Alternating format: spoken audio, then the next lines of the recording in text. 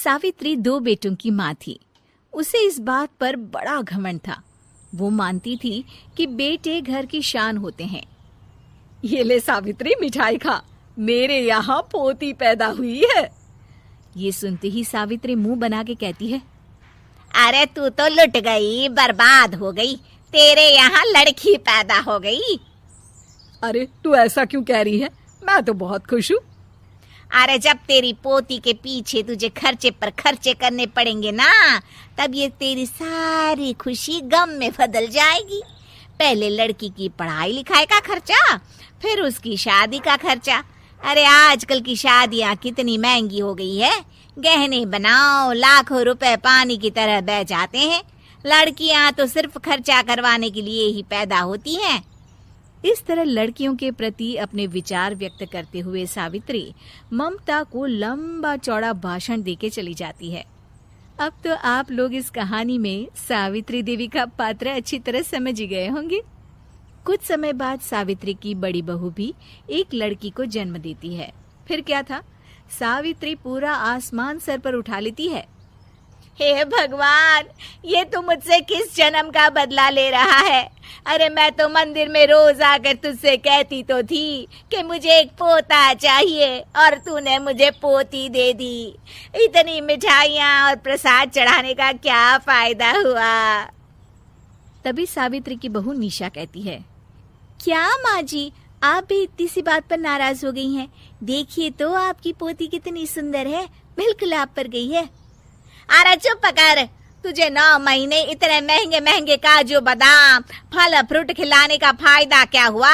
मेरे तो सारे पैसे बर्बाद हो गए। ये सुन सावित्री का बड़ा बेटा अजय कहता है, माँ, तुम सिर्फ नाम के लिए 2020 में रहती हो। असल में तुम्हारा दिमाग सैकड़ों साल पुरानी सोच रखता है। आज के जमाने में लड़का और लड़की में कौन फर्क करता है?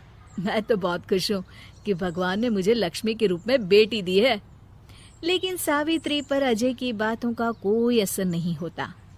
नालायक, अपनी पत्नी की जबान बोल रहा है। मेरा बड़ा बेटा तो हाथ से गया। लेकिन सावित्री देवी हार मानने वाली नहीं थी। वो पोते की चाह में अपने छोटे बेटे विजय की शादी करवा देती है। कुछ समय बाद आखिरकार वो दिन आ ही जाता है जब सावित्री की छोटी बहू गर्भवती हो जाती है। सावित्री इतनी खुश हो जाती है कि वो बच्चे के जन्म से पहले ही सारे मोहल्ले में ढिंढोरा पीटने लगती है। ये क्या सावित्री, तू तो पोते के जन्म से पहले ही मिठाई बांट रही है। पहले पोता पैदा तो होने दे, और फिर क्या पता अगर पोते की जगह पोती पैदा हो गई तो। ये सुन सावित्री चिढ़ जाती है। अरे अपनी काली जबान मत चला, मेरी मिठाई खा के मेरा ही बुरा सोच रही है। बड़ी आई, ला मेरी मिठाई वापस कर। देख लेना, इस बार मेरे यहाँ पोता पैदा होगा, पोता। लेकिन ठीक इसका उल्टा होता है। सावित्री की छोटी बहू भी एक लड़की को जन्म देती है। सावित्री फिर से रोना धोना शुरू कर देती है और अपनी छोटी बहू को कोसते हुए भला बुरा कहने लगती है। देखते ही देखते ये सावित्री की रोज की आदत हो जाती है। एक दिन उसकी इस आदत से परेशान होकर विजय अपने भाई अजय से कहता है, भैया, माँ खुद एक औरत होकर हमारी बेटियों को पसंद नहीं करती, उल्टा उन्हें रोज कोसती रहती है। मुझे माँ की यह आदत बिल्कुल पसंद नहीं आती।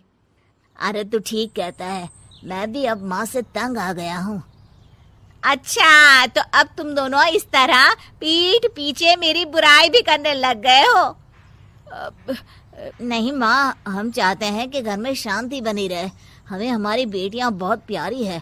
मैं नहीं चाहता कि वह तुम्हारे ताने सुन सुन कर बड़ी हो, और इसीलिए हम दोनों ये घर छोड़कर चले जाएंगे। हाँ माँ, मैं भैया की बात से सहमत हूँ। जब तुम इस घर में अकेली रहोगी तब तुम्हें अपनों की कीमत का एहसास होगा। अपने दोनों बेटों के मुंह से अपनी माँ के लिए इतने कठोर शब्द सुन सावित्री भावुक और रुआंसी होकर कहती है, क्या सच में तुम दोनों मुझे इस घर में अकेली छोड़कर चले जाओगे? हाँ माँ। हाँ माँ, अब पानी सर के ऊपर जा चुका है। मैं तुम दोनों के बिना नहीं रह सकती। अपनी सास के आंसू देख अजय और विजय की पत्नी अपने पतियों से लड़ पड़ती है। अरे जिसे जाना है वो जाए, मैं माँ जी को छोड़कर कहीं नहीं जाने वाली। भाभी, आप ये क्या कह रही हैं?